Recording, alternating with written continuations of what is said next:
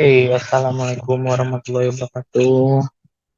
Hari ini kita akan bahas tentang kisi-kisi STS untuk hari Senin. Ya, untuk STS ini kita hanya akan membahas seputar karya tulis dan yang lainnya. Kalau kalian lihat, ini ada 16 kisi-kisi yang bisa kalian pelajari ya. Semuanya ini sebenarnya ada di dalam pedoman karya tulis yang udah kalian dapatkan. Oke, jadi kalau yang belum lihat pedoman, kalian bisa cek di Google Classroom. Oke, kita langsung bahas aja yang pertama, kategori karya tulis. Nah, untuk kategori karya tulis, nanti kalian akan disajikan judul ataupun sebuah artikel karya tulis. Ya, kalian tinggal menebak apa kategori dari judul karya topik kartul yang disajikan.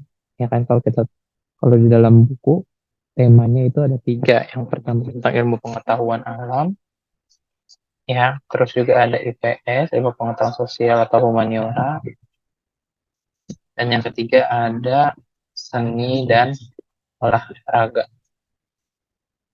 Ya, sebenarnya ini yang paling gampang sih. Kalian cukup um, nembak aja tema dari judul yang udah disajikan di dalam teks. Oke, itu untuk tips yang pertama. Untuk yang kedua tentang latar belakang ini itu kan dibuat karena adanya alasan kenapa kok adanya masalah dari sebuah fenomena. Betul. Selain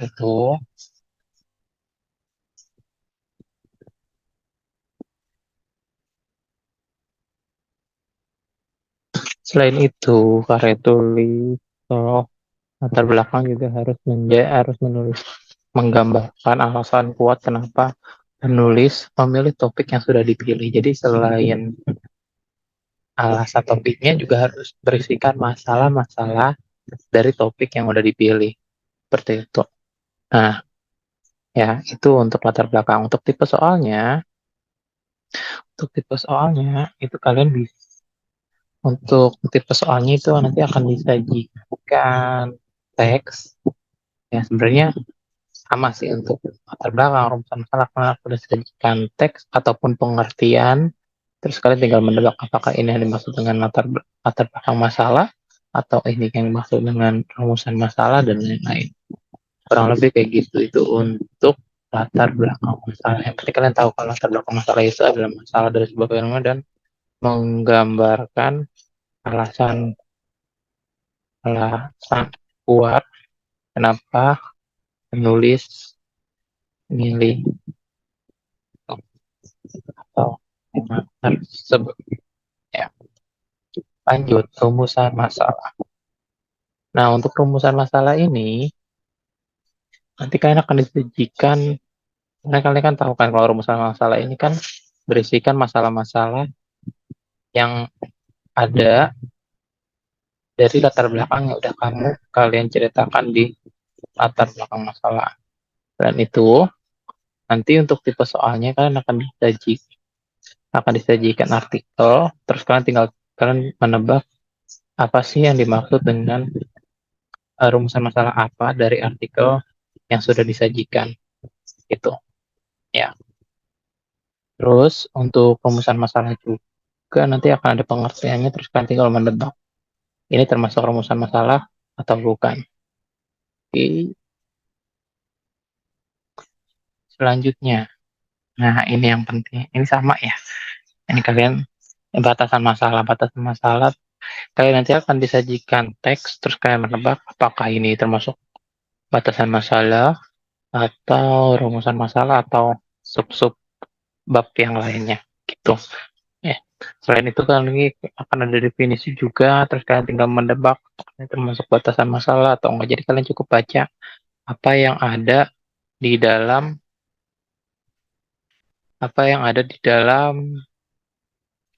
pedoman, apa yang dimaksud rumusan masalah, batasan masalah, dan lain-lain.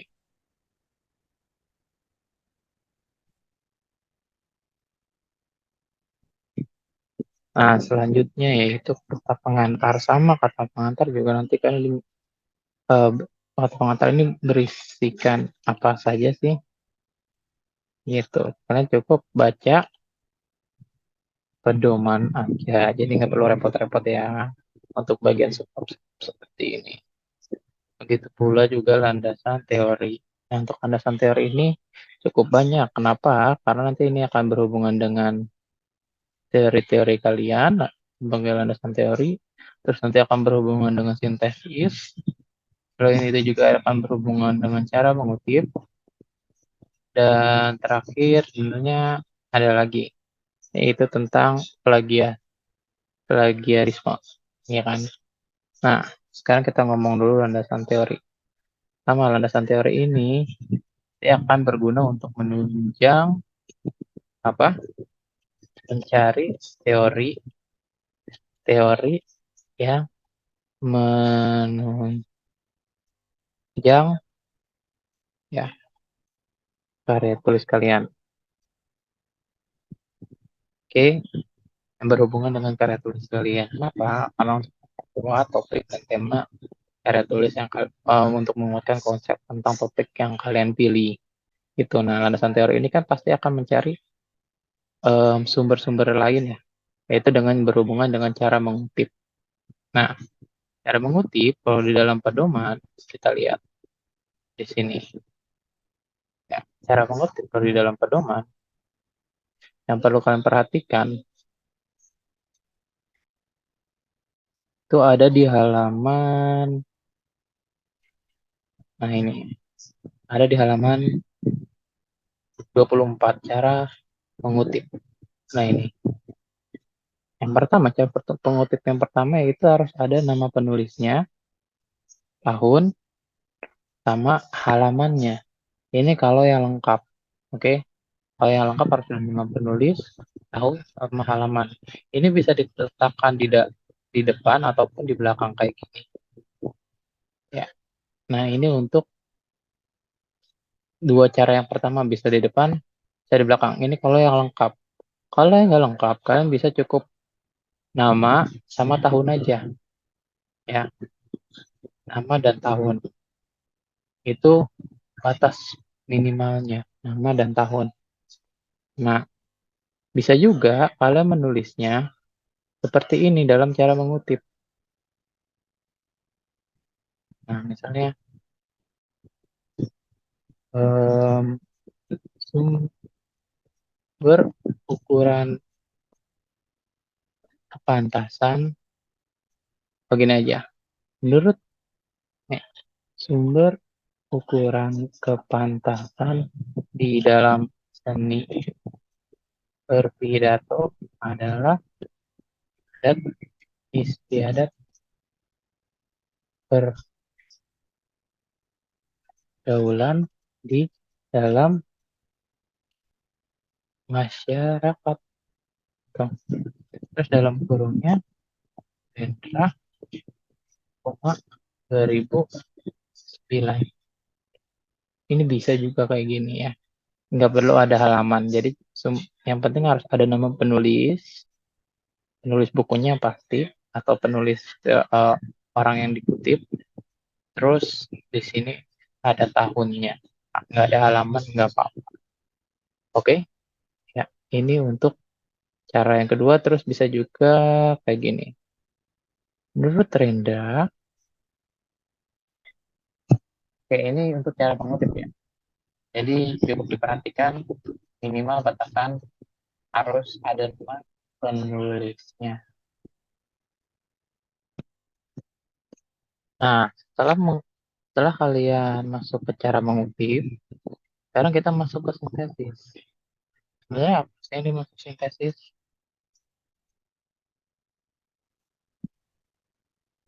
Nah, sebenarnya sintesis itu adalah merangkum dari teori-teori yang udah kalian dapatkan. Ya, nah ini ada di pedoman juga, gitu. Di sini ada teori pertama, teori kedua, teori ketiga, juga ada teori keempat. Terus setelah kalian memaparkan teori-teori yang udah ada di atas, ya, baru kalian buat rangkumannya di sini di paragraf selanjutnya. Oke? Nah, ini cara bagaimana sintesis dituliskan. Jadi kalian membuat rangkuman dari teori-teori yang ada. Nah, dalam pembuatan dasar teori, karena kalian akan melakukan kutipan-kutipan yang banyak seperti ini, ya, kalian pasti akan terdeteksi yang namanya plagiat. Kalian akan deteksi sebagai plagiat. Bagaimana kalian, bagaimana cara untuk menghindari plagiat ini? Ya, cara untuk menghindari plagiat,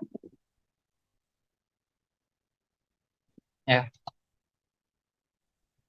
itu dengan cara membuat parafrase. Ya, apa yang dimaksud dengan parafrase?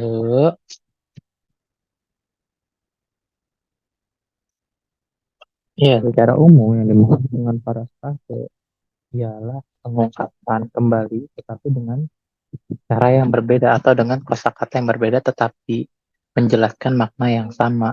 Tuh, ya, kalian bisa ubah kosakatanya, bisa ubah struktur kalimatnya. Yaitu adalah cara parafrase agar kalian terhindar dari yang namanya plagiarisme. Oke, itu untuk bagaimana kalian bisa menghindari konten plagiat. Nah, selanjutnya kita akan membahas tentang dasar teori cara mengutip sintesis. Ini udah kita bahas dan kita masuk ke tujuan penelitian. Tujuan penelitian kalian juga harus tahu isi dari tujuan penelitian itu nanti akan disajikan teks terus kalian tinggal menebak mana yang termasuk dari teks di atas itu termasuk dari untuk bab yang mana. Terus teknik pengumpulan data. Nah, untuk teknik pengumpulan data, kalian kan tahu kalau dalam teknik pengumpulan data itu kita harus menjelaskan nama, kita harus menentukan metode dengan cara apa kita mengumpulkan data. Kalau yang kita pelajari selama ini yaitu adanya studi pustaka. Studi pustaka itu dengan mencari referensi dari buku-buku, internet, jurnal-jurnal ilmiah yang berhubungan dengan cara tulis kalian. Terus ada juga dengan cara kuesioner. Kuesioner ini kita bagi menjadi tiga, dua. Ya, ada yang dengan cara angket dan wawancara, dan yang terakhir sebenarnya ada namanya observasi, pasti langsung atau percobaan, melakukan percobaan. Nah, kalau ya observasi langsung kalian datang ke suatu tempat, mau observasi ke tempat itu, atau melakukan percobaan ini kalau yang sifatnya teknis, ya untuk percobaan-percobaan IPA atau ilmiah, yaitu untuk teknik pengumpulan data. Dalam teknik pengumpulan data ini, kalian juga harus menjelaskan suksesnya. Ini kan kayak metode penelitian sebenarnya. Harus mengubah objek penelitiannya apa, dengan cara apa, dengan metode apa, itu harus digambarkan secara jelas dalam teknik pengumpulan data. Bagaimana kalian menggambarkan metode penelitian kalian secara gamblang gitu, mau dibawa kemana sih nih penelitian kalian gitu. Jadi intinya kalau dalam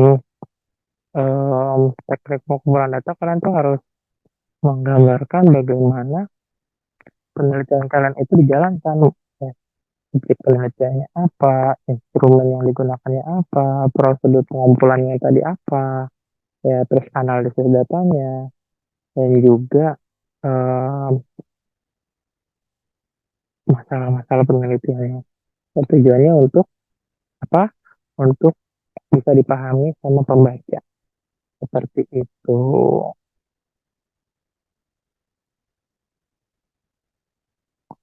Oke, lanjut. Itu untuk teknik pengumpulan data. Selanjutnya yaitu cara mengutip. Tadi udah cara mengutip kuesioner. Kuesioner kita bagi, ada kalau pembahasannya itu ada pertanyaan tertutup dan pertanyaan terbuka. Oke. Nah, pertanyaan tutup sama pertanyaan terbuka itu kan jelas ya, ada Bapak jelasin di formunya.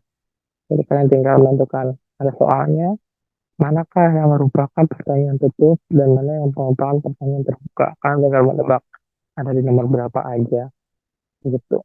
Nah, untuk responden atau bisa dibilang objek penelitian, proses penelitian.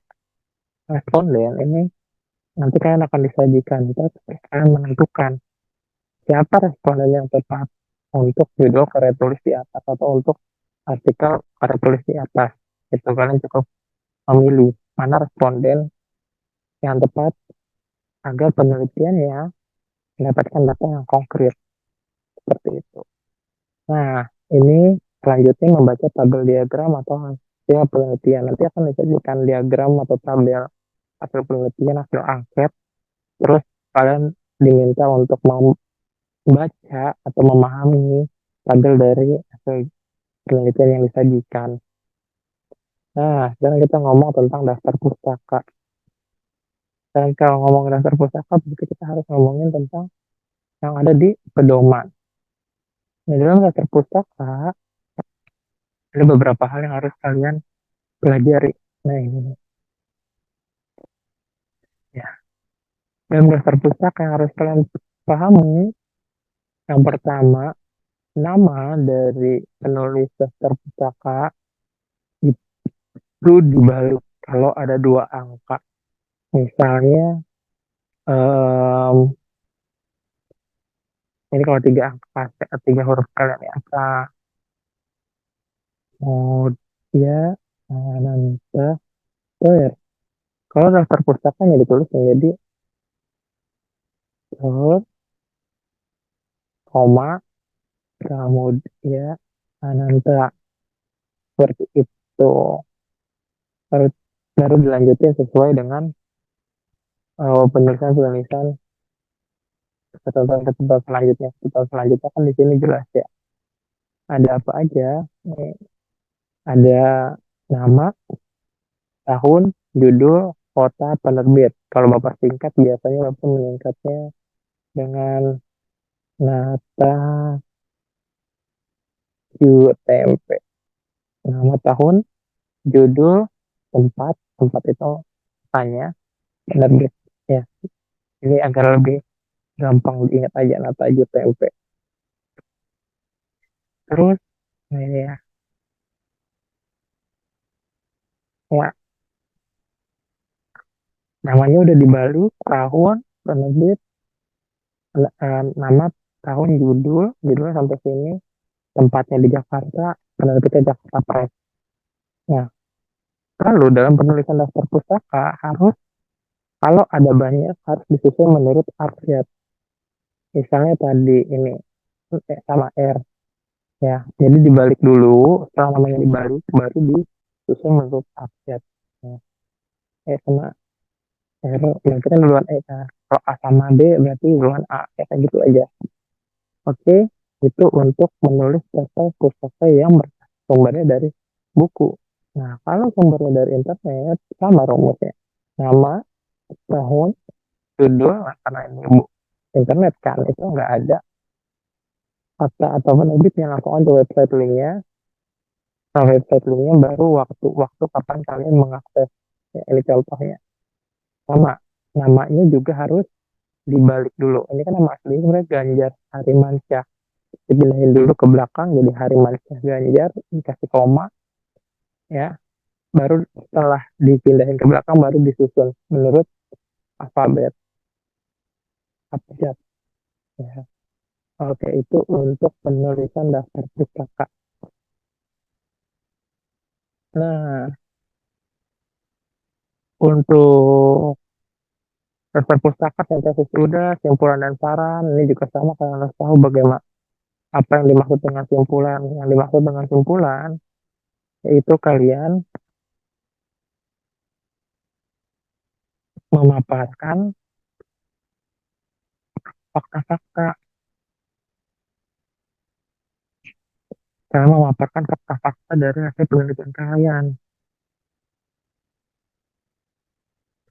Ya fakta-faktanya apa? Fakta-fakta yang bisa hasil angket, terus bisa sintesis atau teori-teori belakang hubungan, gitu ya. Jadi kalian paparkan tanpa adanya opini pribadi. Ya, itu untuk kesimpulan saran juga sama. Saran kan dibagi menjadi saran itu bisa untuk penulis peneliti selanjutnya, bisa juga untuk eh, subjek penelitiannya, subjek penelitian misalnya kalau tentang sekolah, ternyata bisa untuk siswa, bisa untuk guru, bisa untuk sekolah. Kalau untuk tentang tentang fasilitas publik, bisa untuk pemerintah dan lain-lain. Ya, itu saran itu bisa dibagi-bagi banyak ya. Tergantung dengan penelitian kalian. Oke, dan terakhir analisis opini atau interpretasi. Ini juga sama, harus tahu analisis opini interpretasi itu ada di bab berapa, terus isinya tentang apa.